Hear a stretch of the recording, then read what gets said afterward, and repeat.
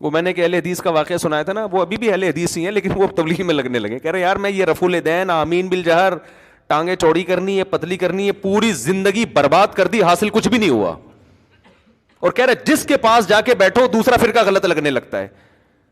میں نے ان کا, میرے بڑی اچھی دوستی ہے ان سے, وہ میری 4 شادیوں والی کتاب پڑھ کے مجھ سے ملنے. اہل حدیث تو اتنی بڑی داڑھی ان کی نا, 4 شادیوں والی کی کتاب پڑھ لی, 2007 میں پڑھی انہوں نے.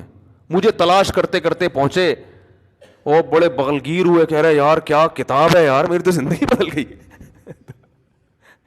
بڑی بہت متاثر ہوئے. تو داڑھی سے مجھے اندازہ ہو گیا بھائی اہل حدیث ہیں. تو میں نے کہا کیا یہ آپ کہہ رہے, میں پہلے دیوبندی تھا, نہیں پہلے میں بریلوی تھا, پہلے میں کیا تھا, بریلوی. تو ہم وہ 30 40ویں 11ویں شریف 12ویں شریف نظر و نیاز سارے جمعرات کے سب کچھ رپورٹ ہمارے ہاں تفصیل سے چلتی تھی. کہہ رہے پھر میں دیوبندیوں کے پاس بیٹھنا شروع ہوا, تو کہنے لگے میں دیوبندی بن گیا. کہہ رہے ہیں پھر اس کے بعد میں بڑی ملامت ہوئی, خاندان ظاہر ہے ملامت کرتا ہے. تو جب میں دیوبندی بنا تو پھر کچھ دنوں کے بعد اہل حدیث میں بیٹھا, انہوں نے بخاری کی حدیث دکھائی رفع الیدین والی. تو میں نے کہا دیوبندی تو یہ کرتے ہی نہیں ہے. اب ظاہر ہے ہر آدمی کے پاس علم نہیں ہوتا, انہوں نے کوئی 2-4 مولوی مل جائیں گے, ان سے پوچھا ہوگا, ان کے کچھ, ہر آدمی کو ہر چیز معلوم تھوڑی. تو پینوڈال کی تحقیقات ہر آدمی کے پاس ہر وقت تھوڑی, ہر ڈاکٹر کے پاس بھی نہیں ہوتی. تو وہ کہہ رہے میں پھر اہل حدیث بن گیا. کہہ رہے جب میں اہل حدیث بنا تو ایک دن جماعت المسلمین والوں کا کہیں مجھے لٹریچر ملا کہ ہمارا فرقہ وارانہ نام نہیں ہے, یہ حنفی, شافعی, دیوبندی, بریلوی, اہل حدیث, یہ تو فرقے بنائے ہوئے. ہوا سماکم المسلمین, اللہ نے نام کیا رکھا ہے, مسلم. آئیے جماعت المسلمین میں جس کا کوئی فرقہ نہیں ہے. انہوں نے کہا یہ اہل حدیث بھی فرقہ ہے.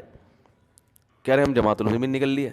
اب آسان نہیں ہوتا مسلک چھوڑنا, ملامتیں. کہہ رہے نہیں ہمیں تو حق کی تلاش تھی, ہم کہاں نکل لیے, جماعت المسلمین. کہہ رہے جماعت المسلمین کے اب شکر ہے اس کے بعد کوئی لیٹسٹ فرقہ وجود میں آیا نہیں تھا اس سے اوپر کا, لیکن اب جماعت المسلمین بھی پارٹ 1 پارٹ 2 ہو گئی ہے. ورنہ وہ ساری زندگی پارٹ 1 پارٹ 2 کے مناظرے کراتے رہتے کہ ان میں پارٹ 1 صحیح ہے یا پارٹ 2 صحیح ہے. اب تو جماعت المسلمین کا مسئلہ ایسا حل ہوا نا, جب سے پارٹ 1 پارٹ 2 آیا جماعت المسلمین کا زور بھی ختم ہو گیا. ورنہ ہم یہاں محلے میں ایک درد سر بنے ہوئی تھی جماعت المسلمین. ہر تھوڑے دن میں کوئی لڑکا لٹریچر لے کے آ رہا ہوتا, اس کا کیا مطلب ہے, اس کا کیا مطلب ہے. ہم شادیوں پہ کام کر رہے ہیں, لوگوں کو کہہ رہے ہیں یار بیوہ عورتوں کو سہارا دو, اور جناب طلاق یافتہ عورتوں کو سہارا دو, اور ادھر تو علماء کی صلاحیت ہے جب ان چیزوں میں لگیں گی تو معاشرے میں وہ مثبت کام کس ٹائم پہ کریں گے بیٹھ کے. تو وہ جناب جب سے پارٹ 1 پارٹ 2 وجود میں آئی ہے نا, اب مسئلہ ہی حل. جب بھی کوئی جماعت المسلمین والا کہتا ہے کہ نبی نے فرمایا جماعت المسلمین اور اس کے امام کا کو یعنی لازم پکڑو, تو ہم کہیں گے پارٹ 1 کے بارے میں فرمایا یا پارٹ 2 کے بارے میں, پہلے یہ فیصلہ کر لو, پھر ہم حدیث میں دکھاؤ پارٹ 1 ہے یا پارٹ 2 ہے. تو اب وہ سنا پارٹ 3 بھی ہو گیا, واللہ عالم. ہر نیا فرقہ بنتا ہے یہ کہہ کے کہ میں سارے فرقوں کو ختم کر رہا ہوں, مگر وہ ایک نئے فرقے کی بنیاد رکھ کے خود 20 فرقوں میں ڈیوائیڈ ہو جاتا ہے, سمجھ رہے ہو. تو وہ پھر جماعت المسلمین میں چلے گئے. اب جماعت المسلمین کا اس وقت پارٹ 2 نہیں تھا, تو وہ جماعت المسلمین میں گئے تو ان کو وہاں بڑا اچھا لگا. بھائی ہر بات قرآن کی, ہر بات حدیث کی, لیبل تو سب نے بڑے اچھے اچھے خوبصورت لگائے ہوئے ہوتے ہیں نا. تو بڑے اچھے کہتے ہیں ہوتے ہوتے میں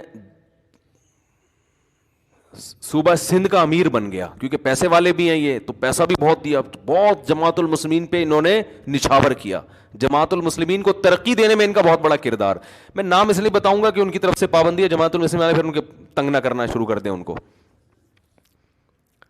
کیا بھائی تو نے جماعت المسلمین چھوڑ دی, ہمارے راز کیوں فاش کر رہا ہے, یہ بھی تو خطرہ ہوتا ہے نا.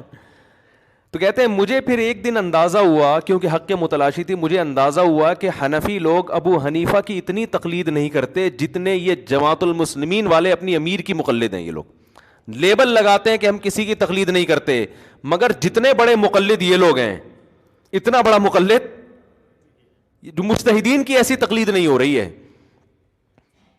کہہ رہے پھر میں سوال پوچھتا تھا, مجھے اس کا جواب نہیں ملتا تھا, تو میں پھر کنفیوز ہونا شروع ہو گیا. یار تم تو باپ بنائے ہوئے تم نے اپنے امیر کو.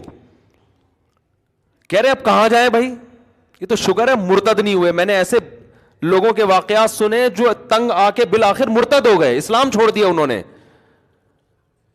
کہہ رہے ایک دن میں گیا تبلیغی جماعت، کہیں فضائل اعمال کی تعلیم چل رہی تھی تو میں جا کے بیٹھ گیا.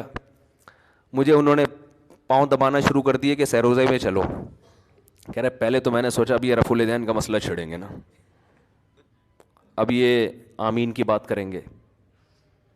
کہہ رہے میں نے ٹانگیں چوڑی کر کے نا یوں کر کے پوری نماز پڑھی ایسے کر کے کہ مجھے کوئی چھیڑے. کسی نے نہیں چھیڑا. کہہ رہے میں نے کہا 3 دن لگاتا ہوں پھر چھیڑوں گا. میں 3 دن لگاتا ہوں، یہ الفاظ میرے ہیں، چھیڑوں گا. اور یہ تو ہماری اپنی کراچی کی اردو میں یہ چیزیں بنائی ہوئی ہیں ہم نے، یہ ٹھیک ہے نا. تو انہوں نے کہا شاید اب مجھے تنگ کریں یہ لوگ کہ میں سیروزے میں ٹرائی، جہاں اتنی جماعتیں ٹرائی کی ہیں اس کو بھی ٹرائی کر لو. تو کہہ رہے میں نے کہا میں یوں جاؤں گا پھر یوں کروں گا پھر زور سے آمین، تو کچھ نہ کچھ تو ہوگا.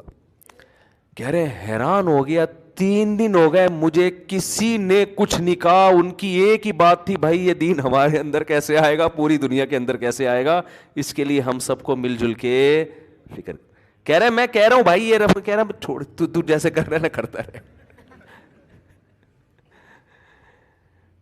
یہ جو سعودی عرب میں تبلیغی جماعت پہ پابندی لگی ہے نا، اس پہ بہت سے لوگ مجھے کہہ رہے ہیں آپ حکومت سعودیہ کے خلاف بیان دے. ہم نے ایک بڑے عالم کی بات بڑی خاندانی سنی جو میرے شیخ ہیں. انہوں نے کہا تبلیغی جماعت پہ جب پابندی لگی ہے تو اس کو تبلیغی انداز سے ہی حل کرنا پڑے گا. تبلیغی انداز یہ کہ کسی کے خلاف بیان نہ داغا جائے، کیونکہ اگر آپ بیانات داغنا شروع کر دو گے نا حکومت کے خلاف، سعودی حکومت کسی کی نہیں سنتی. سمجھ رہے ہو نا؟ وہ آپ کے میرے بیان سے متاثر ہو کر یہ نہیں کہ مفتی طارق مسعود صاحب کا بڑا خطرناک بیان آ گیا، محمد بن سلمان نے کہا آج سے میں نے اپنا فیصلہ واپس. ان کی جون ہی وہاں بڑے بڑے علامے پڑے ہوئے ہیں، بڑے بڑے مفتیان کرام نے ایک حرف بولا اندر ہو گئے. تو اس سے سوائے اس کے کہ تبلیغ پہ پابندی کے ساتھ علماء پہ بھی پابندی لگ جائے اور مزید کچھ نہیں ہوگا. تو بڑی پیاری بات کی انہوں نے کہ بھائی اس پابندی کو تبلیغی اسٹائل میں ہی حل کیا جائے. تبلیغ والے یہی اس طرح اسٹائل ان کا کیا ہے، یہی ہے جو ابھی بیان کر رہا ہوں کہ وہ کہہ رہے ہیں کہ بھائی رفع الیدین کا مسئلہ اور بھائی چھوڑ یار ٹھیک ہے نا، چھوڑ دے اس مسئلے کو. یہ دین ہم سب کا ہے بھائی، ہم سب نے مل کے کہہ رہے ہیں. پھر میں چلہ لگانے گیا، پورا چلے میں ایک حرف کسی نے نہیں مجھے کہا تو کس جماعت سے تعلق ہے، تیرا کس فرقے سے تعلق ہے. اللہ کی قسم اس کے یہ الفاظ ہیں. کہہ رہے مجھے پتا چلا کہ حق پر کون ہے، یہ لوگ ہیں. حق پر کون ہے؟ کہہ رہے یہ ہیں حق پر. تو گھوم پھر کے نا دھکے کھا کے جب فرقوں سے پٹ پٹا کے بالآخر یا تو مرتد ہو جاتا ہے یا گھوم پھر کے کہتا ہے یار جانے دو یہ ہمارے مسائل ہیں نہیں. تو بالکل یہی انداز ہے قرآن کا. جیسے میں بتا رہا ہوں صدر بھیجنا ہو، جیسے تبلیغ والوں کے پاس جاؤ نا، کیا کہہ رہے ہیں یار آجا ہمارے ساتھ 40 دن گزار لے بس.